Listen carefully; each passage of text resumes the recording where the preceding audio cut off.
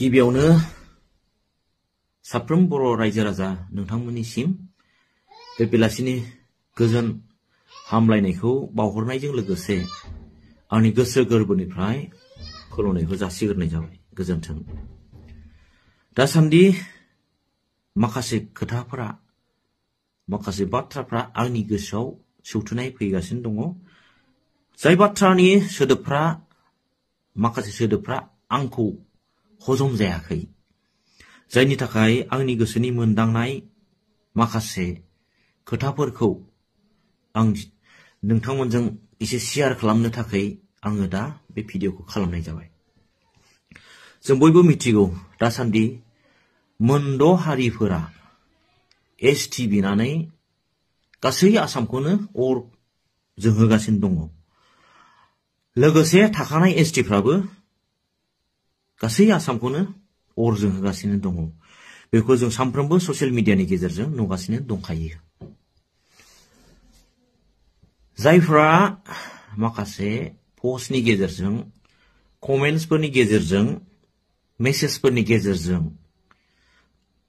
आंनि सायाव ब्लेम खालामनानै एसटि बिनाय होबथानायनि सोमोन्दै भिडिअ खालामनानै भिडिअ बानायनो खावलायदों, बे मोजांनि खोथा। नाथाय माखासेफ्रा सैमा अमाजों रुजुनानै जिबायदि बाथ्रा बुंदों बेखौसो आं हजम जायाखै। होबथानांगौआथ' जों साफ्रोम बर' सुबुंनिनो बिबानखा, बेखौ आं गनायो।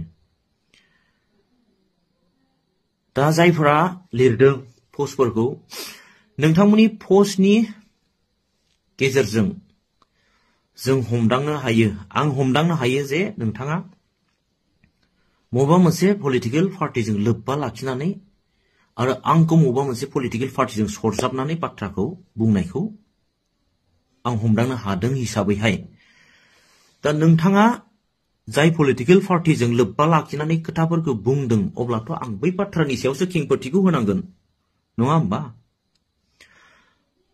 दा आं बे खेंफोरथि होनो थांनायाव नोंथांनि लिरनायनि सायाव जुदि बाथ्राखौ फंनैसो सावरायोब्ला नोंथाङा बा सोरबाया साननो हागौ बे उमुक पार्टिनि फिसिजानाय सैमा अमा बायदि रोखोम। बे नङा।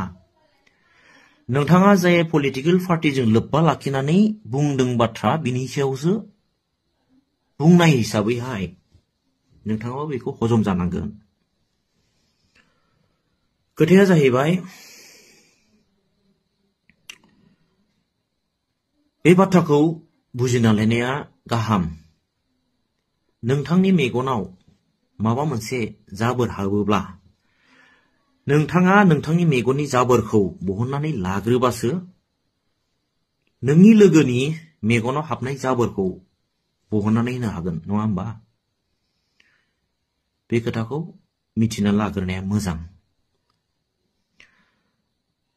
दा थोंजोङै बुंनो थाङोब्ला नोंथांनि पस्टखौ नायोब्ला नोंथाङा निस्सय इउपिपिएल हान्जानि सासे मददगिरि होननानै आं हमदांनो हायो। दा नोंथांनि इउपिपिएल पार्टिनिफ्राय दिनै एक्जेक्टलि साबेसे दं आंनावबो हिसाब गैया, नाथाय 7-6 जनाथ' एमएलएफोर दङ, केबिनेट मिनिस्टार दं, 2 एमपि दं, सासे रायजो सभानि। दा बिथांमोनाथ' रायजो राजानि खैफोद अलखदाव आवाज होनो थाखाय, रायजोनि गांनाय उखैनायखौ सुफुंनो थाखाय गिलिर बिबान बाननाय साफा साफा एमएलए, एमपि, केबिनेट मिनिस्टार, नङा होनबा?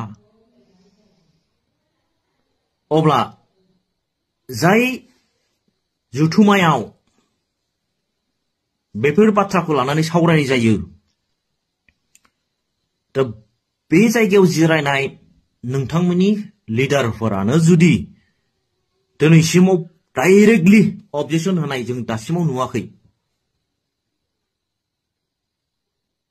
आंखौ बुंनायनि सिगां बिथांमोनखौथ' आसि थुग्रोमोन। आंलाय सोरथो आं सासे नाबालक रोङि रायै फाव खालामसाबबायग्रा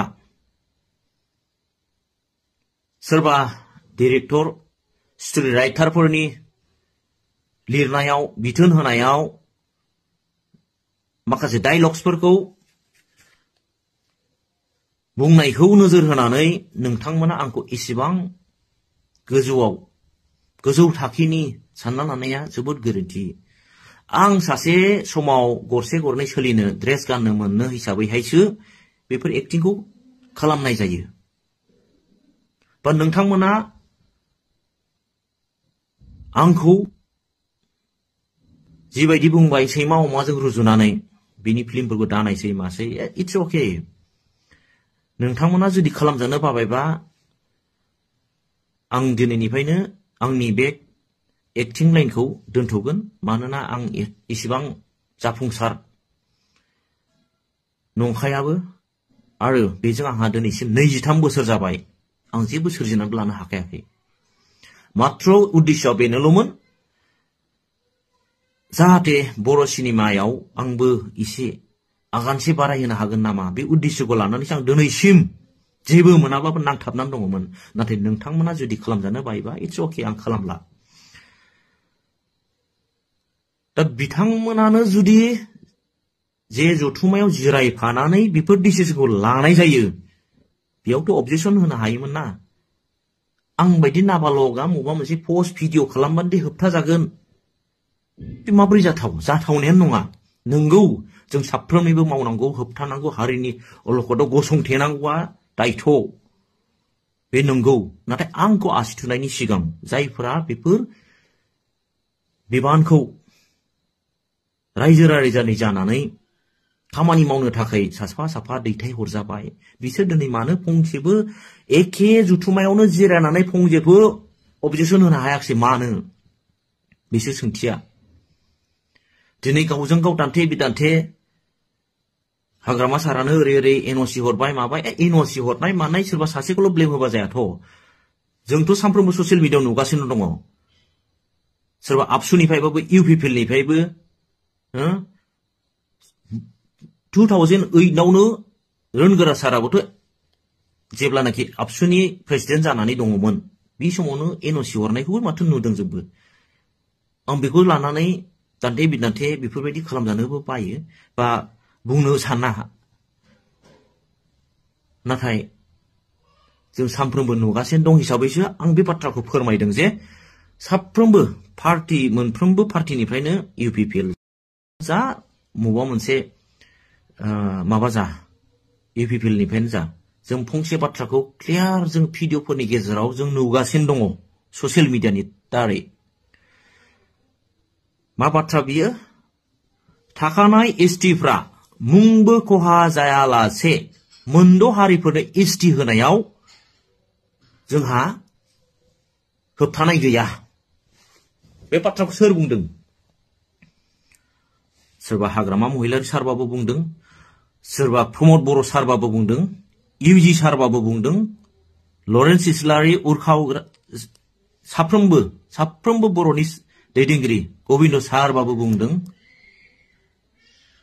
बेखौथ' जों ससियेल मिडियायाव सानफ्रोमबो नुगासिनो दङ ना। सोरबा सासेखौल' उमुगानो ओरै हरनानै ओरै जाहोबाय दोलोनि हांगार बेफोरबायदि गावजों गाव दान्थे बिदान्थे खालामलायना जेबो लाब गैया। आंनि साननाया इसेबांल'मोन आं सिरि थानाया आसामावल' एसटि दं बे नङा। इन्डियायाव 28था 28 स्टेट आरो 8था इउनियन टेरिटरिज दङ।